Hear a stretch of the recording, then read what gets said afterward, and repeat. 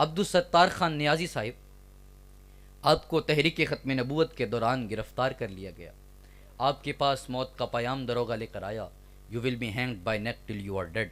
آپ کو موت کے پھندے، پھانسی کے پھندے پر لٹکا دیا جائے گا. تو آپ نے جب وہ پیام پکڑا، چوم کر آنکھوں سے لگا لیا. دروگہ بڑا حیران ہوا کہ یہ پیغام آتا ہے، بڑے بڑے سورماؤں کے پتے پانی ہو جاتے ہیں، مگر یہ حضرت ہیں کہ چوم کر آنکھوں سے لگا رہے ہیں. عبدالستار خان نیازی صاحب نے فرمایا، is that all? I was prepare to take more that.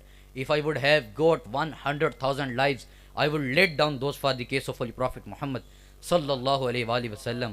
Abdul Sattar Khan نیازی صاحب نے کہا، اگر میں سادہ سے انداز میں کہوں تو انہوں نے کہا، بیبا اتنی محنت حضور کے نام پہ مرنے کے لیے تو کی ہے، اتنی محنتیں حضور کے نام پہ قربان ہونے کے لیے تو کی ہیں، یہ ایک جان کیا ہے، لاکھوں جانیں ہوتی حضور کے نام پر قربان کر دیتے.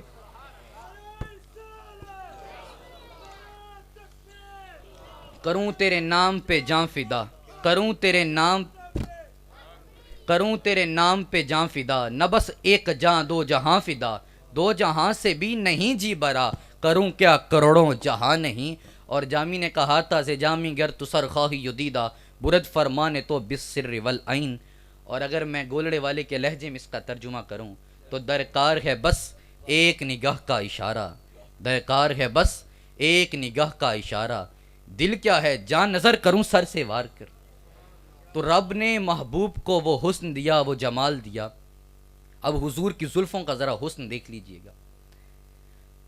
راوی ہیں حضرت ابو طفیل، آپ کہتے ہیں یہ آخری صحابی ہیں. آپ اعلان کیا کرتے تھے، لوگوں آؤ مجھ سے حضور کے بارے میں پوچھا کرو. آپ سب چھوڑیں، اعلان پر ہی قربان جائیں، آؤ مجھ سے حضور کے بارے میں پوچھو. اب لوگ آتے پوچھتے، بتائیں ہمیں حضور دکھتے کیسے تھے، ہمیں بتائیں وہ مسکراتے تھے تو کیسے لگتے تھے، وہ محو گفتگو کس طرح ہوتے تھے، ان کا سخن آرائی کا انداز کس طرح کا تھا، ہمیں بتائیں وہ چلتے کس طرح کے تھے.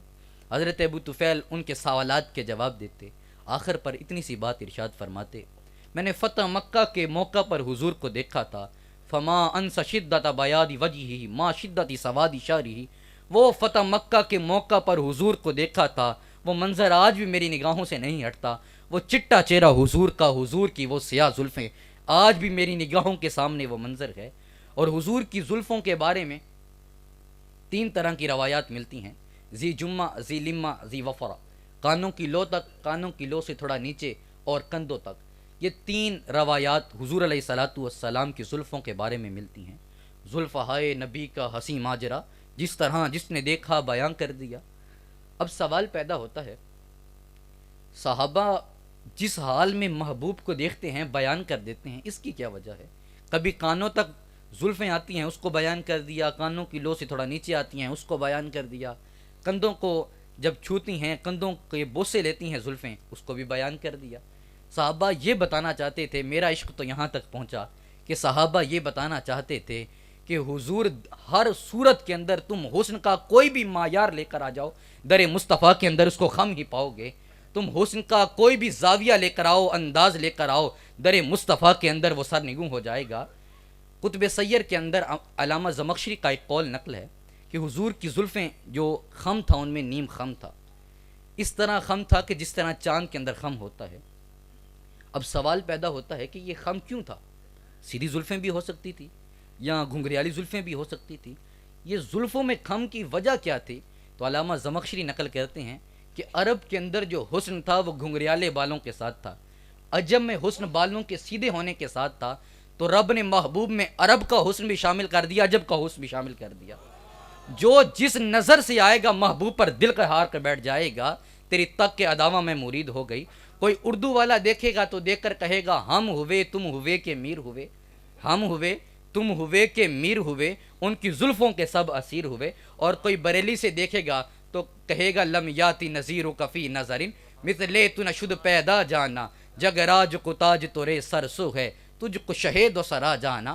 انفی اتشم و سخاک اتم اے غیسو پاک ابر کرم، برسن ہارے رم جھم دو بوند ادھر بھی گرا جانا.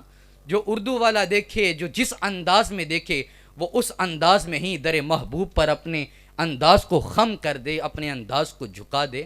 اور کوئی پنجابی والا دیکھے اور مہر علی شاہ کے انداز میں کہوں تو آج سکھ میں تراں دی ودیری ہے، کیوں دلڑی اداس گھنیری یہ لوں لوں وچ شوق چنگیری یہ اج نینا لائیاں کیوں جھڑیاں الطیف سرا من طلعتہ وشز بدا من وفرتہ فسکرتہ نا من نظرتہ نینا دیاں فوجاں سر چڑھیاں مکھ چن بدر شاہ شانی یہ متے چمکے لاٹ نورانی یہ کلی زلف تے اکھ مستانی یہ مخمور اکھیں ہن مد بنیاں دو ابرو کوس مثال دسن جیں تھی نوک میاں دے تیر چھٹن لبا سرخ اکھاں کے لال یمن چٹ دند موتی دیاں ہل لڑیاں اس صورت نو میں جان آکھاں اس صورت نو میں جان آکھاں جانان کے جان جہان آکھاں سچ آکھاں تے رب دی میں شان آکھاں جس شان تھی شانہ سب بنیاں اے صورت ہے بے صورت تھیں بے صورت ظاہر صورت تھیں بے رنگ دسے وچ مورت تھی وچ وحدت پھٹیاں جد کڑیاں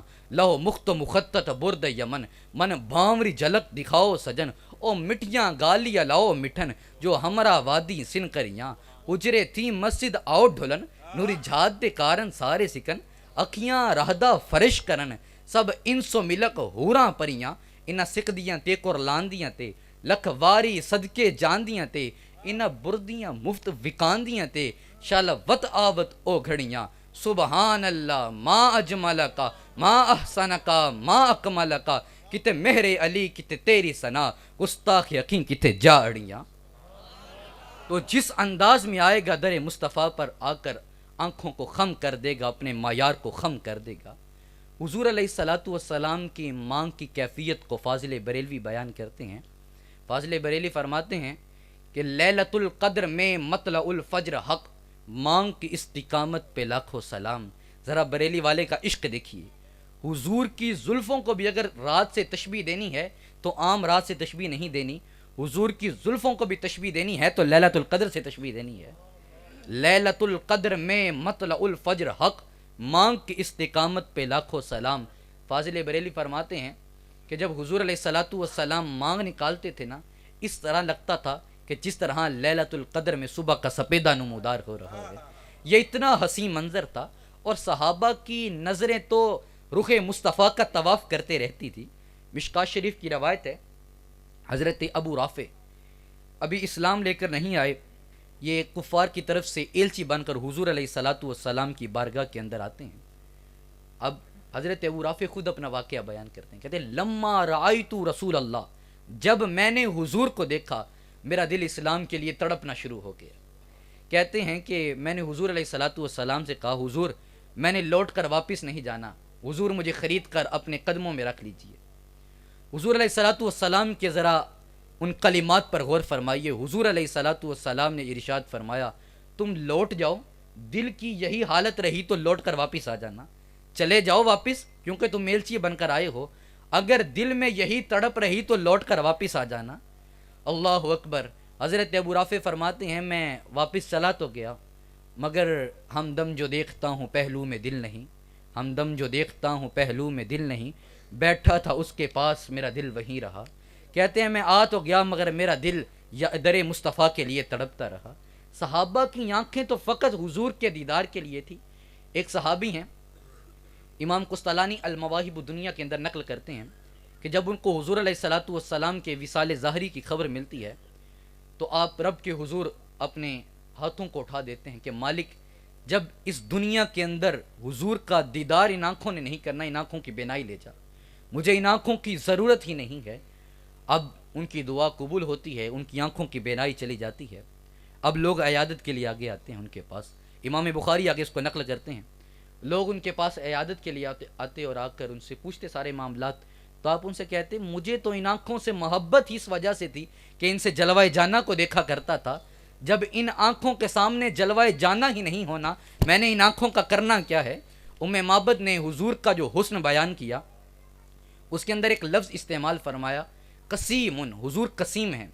قسیم کیا ہوتا ہے؟ علماء فرماتے ہیں کہ قسیم وہ ہوتا ہے کہ جس کے جسم کا ہر عضو علیحدہ علیحدہ طور پر اپنے اندر حسن کا ایک جہاں آباد کیے ہوئے ہو۔ بعض اوقات ہوتے ہیں لوگوں کا چاہے زنخدہ بڑا خوبصورت ہوتا ہے، ڈوب کر مرنے کا شوق اس سے پوچھے قاتل، جس نے دیکھا یہ تیرا چاہے زنخدہ ہوگا۔ بعض کی آنکھیں بڑی حسین ہوتی ہے کہ تیری آنکھوں کو بحر رواں لکھ کر میں سخت نادم ہوا، اف خدا میری تشبیہ بحر بے رواں، تیری آنکھوں کے ساتھ و سمندر کہاں۔ مگر اس کے دیگر اعضاء اتنے خوبصورت نہیں ہوتے۔ پر ام معبد نے کہا میرا محبوب ایسا تھا کہ تم جس طرح دیکھو گے حسن کا کوئی بھی معیار لے کر آؤ گے وہ در مصطفیٰ پر سر تسلیم خم کر دے گا۔ ایک مرتبہ حضور علیہ الصلوۃ والسلام نے جبریل امین سے کہا تم نے شرق دیکھا، غرب دیکھا، کوئی ہمسا بھی دیکھا؟ ایک دن رسول پاک نے جبریل سے کہا کہ تم نے شرق دیکھا ہے، غرب دیکھا ہے، کوئی ہمسا بھی دیکھا ہے؟ تو جبریل امین نے کہا آفاق ہا گردیدہ ام مہرے بتاور زیدہ ام بسیار خوباں دیدہ ام لیکن تو چیزیں دیگری قلب تو مشارق الارض و مغاربہا فلم اجد رجلا افضل من محمد، میں نے شرق دیکھا ہے، غرب دیکھا ہے، مگر محمد سے بڑھ کر کسی کو نہیں دیکھا صلی اللہ علیہ وآلہ وسلم۔ تو رب نے محبوب کو وہ حسن دیا، وہ جمال دیا۔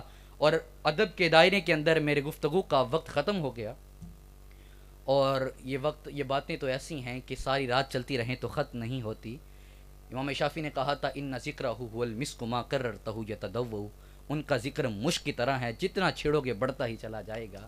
اور میں اپنی گفتگو کو ادب کے دائرے کے اندر اتنی سی بات پر ختم کروں گا کہ چہرہ ہے کہ انوار دو عالم کا صحیفہ، آنکھیں ہیں کہ بحرین تقدس کے نگی ہیں، ماتھا ہے کہ وحدت کی تجلی کا ورق ہے، عارض ہیں کہ والفجر کی آیت کی امی ہیں، غیسوں ہیں کہ واللیل کے بکھرے ہوئے سائے، ابرو ہیں کہ قوسین شب قدر کھلے ہیں، گردن ہے کہ برفر کے زمین اوج سریا، لب صورت یاقوت شعاؤں میں دھلے ہیں، قد ہے کہ نبوت کے خد و خال کا معیار، بازو ہے کہ توحید کی عظمت کے علم ہیں، ہے کہ رمز دل ہستی کا خزینہ، پلکیں ہیں کہ الفاظ رخ لوح قلم ہیں، باتیں ہیں کہ طوبا کی چٹکتی ہوئی کلیاں، لہجہ ہے کہ یزداں کی زبان بول رہی ہے، خطبے ہیں کہ ساون کے امڑتے ہوئے بادل، قرأت ہے کہ اسرار جہاں کھول رہی ہے، یہ دانت یہ شیراز شبنم کے تراشے ہوئے، یاقوت کی وادی میں دمکتے ہوئے ہیرے، شرمندائے تاب لبو دندان پیمبر، عرف بطنا خانی خامہ بصریرے،